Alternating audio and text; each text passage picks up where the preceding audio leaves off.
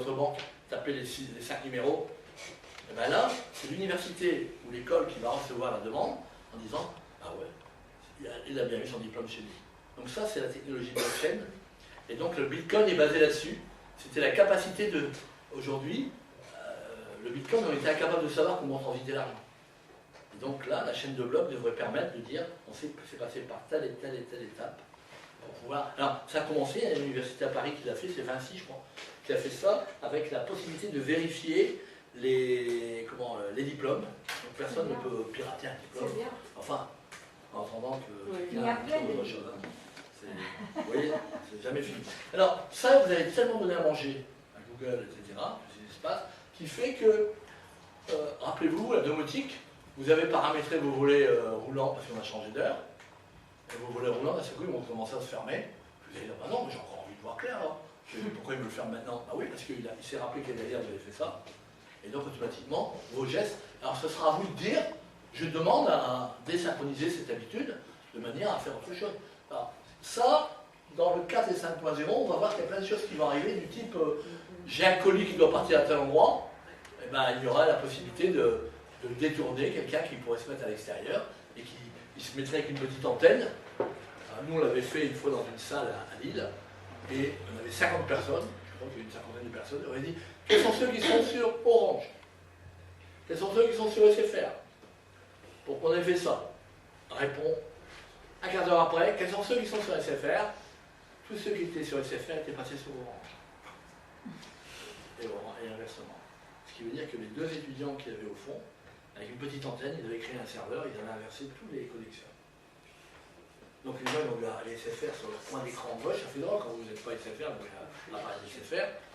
Enfin tout ça pour montrer qu'on pouvait, de la même façon avec des clés USB, vous jetez les clés USB à terre. En fait, les le gens... problème, c'est le problème du serveur. Au départ, c'est du serveur. Si quelqu'un vous acte à distance et modifie votre mot de passe du serveur, et c'est très courant. Ça a toujours existé comme dans les hôtels, des gens qui ne voulaient pas payer le Wi-Fi et qui installaient leur petit serveur sur la chambre d'à côté. Voilà. Donc ils étaient là, puis ils avaient le Wi-Fi quand on faisait encore payer. Vous le payez maintenant, c'est sûr, un peu, mais dans la chambre. Avant, on vous disait 15 € pour la nuit, ça faisait cher. Donc il y en a qui n'avaient plus de... Tout ça, ça s'est fait également pour d'autres supports de télévision, etc. Hein, voilà. Donc, vous voyez, ici, 3,5 milliards d'internautes dépassés dans le monde en 2016. Donc tout ça, ça fait que, même au niveau de l'Afrique, on va avoir, on s'attend justement à une pénétration encore plus forte de l'Internet, alors qu'au départ, on disait que ça vient beaucoup des États-Unis, etc. On voit que 70% en Europe de l'Ouest, hein, 18% en Afrique, et 822 240 nouveaux sites Internet sont mis en ligne chaque jour. Hein. Quand vous voyez ça, aujourd'hui, on a plus d'1 million de nouveaux sites mis en ligne. Ça comprend les blogs, ça comprend un peu tout ça.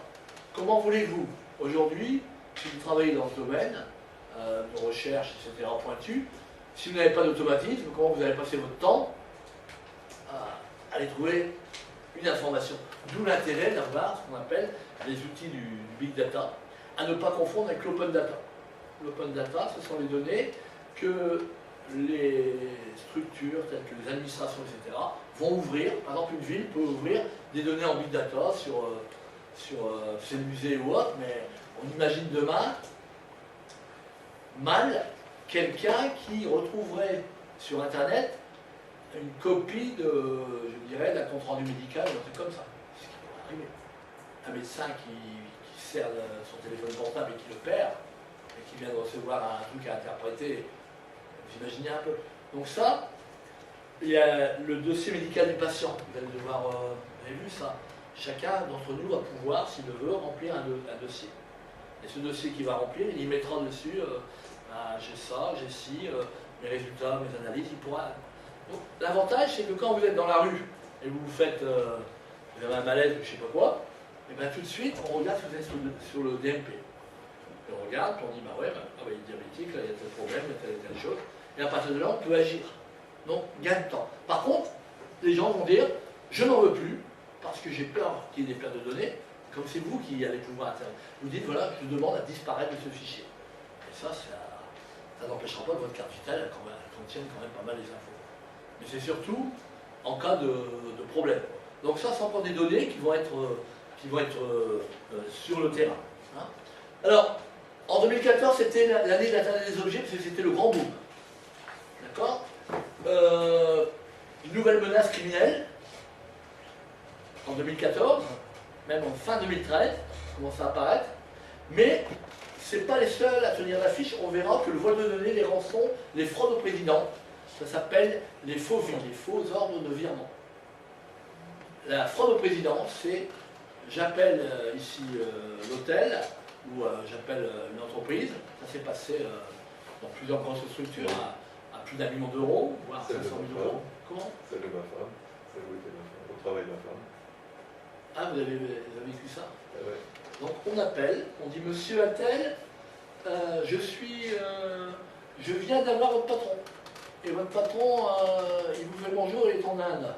Et il rentre vendredi, mais il n'a pas très beau temps là-bas. Et je vous appelle, c'est pour le virement là, c'est OK. Vous pouvez me passer la compta s'il vous plaît? Il y a des structures qui ont eu 500 000 euros, 1 600 000 euros, 1 200 000 euros, et ils ont fait le virement. Donc ça, on connaît tout le monde. Comment? Comme ça, sur une déclaration verbale, enfin, ils font un virement de 100 000 euros. Allez voir, vous verrez l'ingénierie sociale qui est là derrière. Elle connaît absolument tout la personne qui appelle sur l'environnement. Puis elle dit, vous ferez... C'est du jeu, ça ne va pas dire, vous ferez le bonjour je sais pas, à Brigitte, à côté de vous, ou un truc comme ça. Elle a tout analysé. Tout analysé. Les fonds d'ingénierie sociale, on a vu la même chose pour des TPE, terminaux de paiement électronique. Où il y a des gens qui sont venus, des jeunes, avec un majeur, 2 mineurs. Hein. Ils sont venus, ils ont repéré comment la dame, elle mettait son terminal de paiement. Il y en avait 2. Et comme elle les mettait toujours en début de caisse comme ça, ils ont pris des photos, avec les autocollants et tout. Ils ont acheté le t-shirt, ils ont payé. Ils ont vu que la dame répondait bien, elle allait à la compta s'il y avait un problème pour changer, même si on n'avait plus le ticket, etc. Et ils sont revenus, la semaine d'après, ils ont dit on voudrait, on n'a plus de ticket, mais on voudrait changer parce que la taille n'est pas bonne. Et pendant qu'elle dit je vais à la compta, voilà, on fait le scénario. Pendant qu'elle est à la compta, ils ont débranché les terminaux de paiement électronique, ils ont mis les leurs, avec des autocollants qu'ils avaient fabriqués, avec 2000 euros de matériel, et à distance, pendant presque une journée, Ils ont pris la compte. 3 magasins, ils ont pompé tout ce qui tombait, les transactions, ça partait sur un compte. Donc c'est la caméra de vidéosurveillance qui les a filmés. Hein, la dame qui était trop gentille. Alors, je me rappelle, j'expliquais qu'il devait être rangé en dessous, puis sorti quand les gens arrivaient. Et le directeur d'un hélico qui disait, mais non, c'est sur des vieux matériels, ça n'arrivera pas, c'est nouveau. Ah non, les formes d'ingénierie sociale s'adaptent à ce qui se passe, quoi. Donc, après, les TPE ils peuvent faire tout et n'importe quoi. Ils peuvent demain se balader dans un métro avec un TPE et puis scanner tous les trucs, les cartes bleues Wi-Fi et ils sont riches d'une vague de métro. Imaginez le... Mais oui, surtout quand il y a trop de monde. Voilà. Alors là, ils avaient bien compris, mais pour aller reconstituer des TPE comme ça, avec à la gueule même des autocollants et tout, c'est pas difficile. Hein. Il suffit d'avoir une planche autocollante et puis... mais la personne n'avait pas vu venir, en voulant rendre service, un peu vu venir cette forme d'ingénierie sociale qui est quand même... Et ça, vous les avez dans tous les domaines d'Internet, concernant des achats en ligne, concernant n'importe quoi. Je vous dis, les arnaques en ligne avec les ventes, ou la capacité de dire, bah, j'ai acheté ça, puis je l'ai acheté d'occasion, et d'occasion il va venir me le changer à tel endroit. Vous imaginez pas, il y a des personnes qui ont acheté, enfin vous le savez un peu moi, des personnes qui ont acheté des voitures d'occasion, ils ont fait toute la route pour aller chercher la voiture dans le midi, Paris jusqu'à Montpellier pour aller chercher la voiture, qu'ils ne verront jamais, et ils ont versé 2000 euros d'acompte sur une voiture, en plus qui avait... Hein, ça va même plus loin, des gens qui ont carrément leur plaque qu'ils ont laissée sur le bon coin, et qui retrouvent leur voiture en double immatriculation, en train de voler de l'essence en Belgique, je ne sais pas quoi. Ils sont convoqués parce que c'est eux qui étaient dans l'affaire, alors c'est pas vrai du tout. Alors vous voyez ça, les grosses affaires, c'était Heartbleed, Cellshock, qui ont été les grosses vulnérabilités emblématiques de 2014. C'est des gros coups qui ont été faits en termes d'ingénierie sociale. Énormément d'argent ont été perdus là-dessus. Alors vous voyez, si c'était un pays, ça serait la 5e puissance économique mondiale. Donc ça serait énorme quand même. Parce que c'est quand même 3,5 milliards Alors, quand vous pensez à ça, il faut penser également que les gens ont 1, quelque chose en smartphone. Donc ils n'ont pas un smartphone par personne. Ils ont presque 2 smartphones. Donc imaginez comment ça peut être... Alors les modes opératoires, l'utilisation des smartphones, des téléphones ne sont pas les mêmes dans les pays tels que l'Afrique, qu'ils ont d'autres formes de réseaux sociaux. Et ils vont utiliser d'autres façons de faire, et les modes opératoires seront encore différents. Alors, quand vous voulez voir l'évolution d'Internet ici, avec les différents réseaux tels que ça s'est passé depuis plusieurs années, vous l'avez ici, vous voyez, avec evolutionoftheweb.com, et là vous avez ici tout le début d'Internet dans les années 90, jusqu'à maintenant, où vous avez Chrome et tous ces logiciels qui sont venus se mettre. Et quand vous passez là-dessus, vous allez voir apparaître les premières formes d'attaque qui ont eu lieu sur Internet.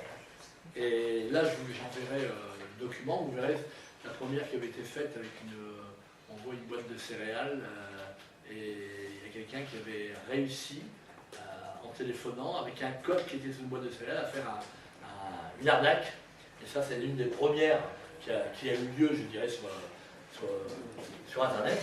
Et là, ici, une vue par Kaspersky. Quand vous tapez cybermat.kaspersky.com, ben vous avez une vue des attaques qui sont faites sur les machines en général.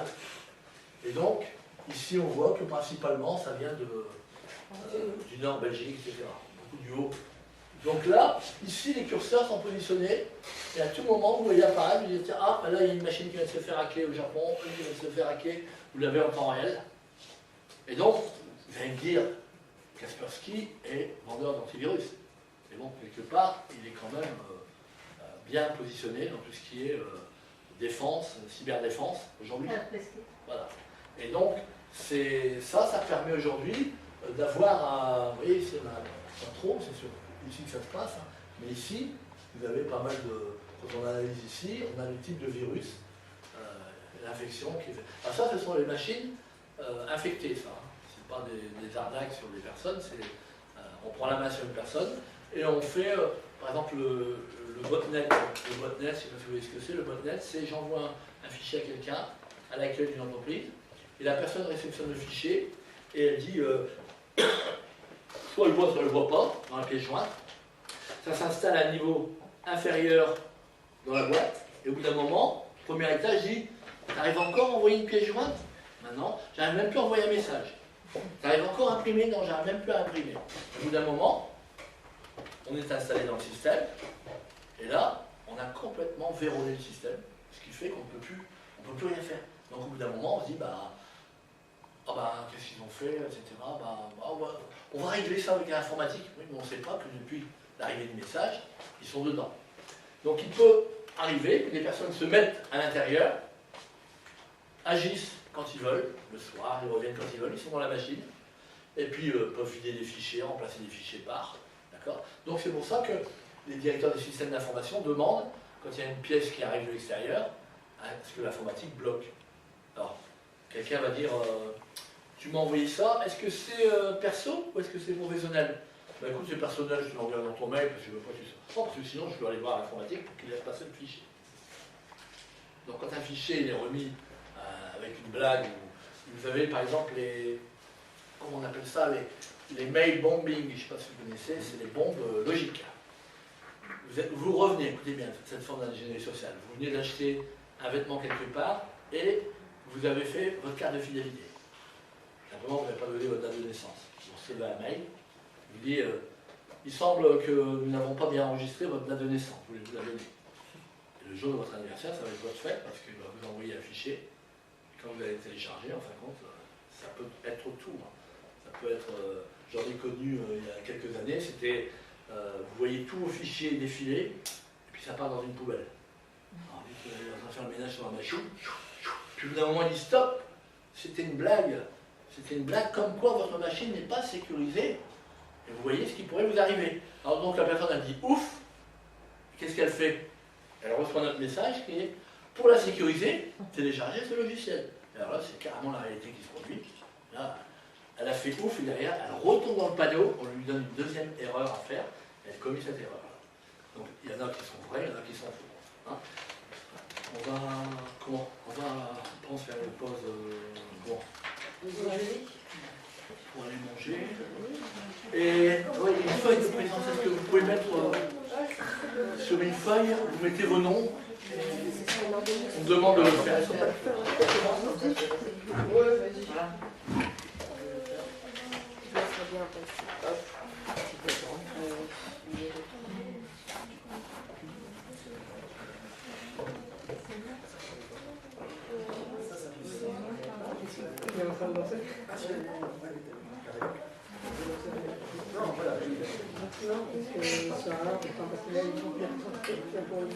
Ah, d'accord.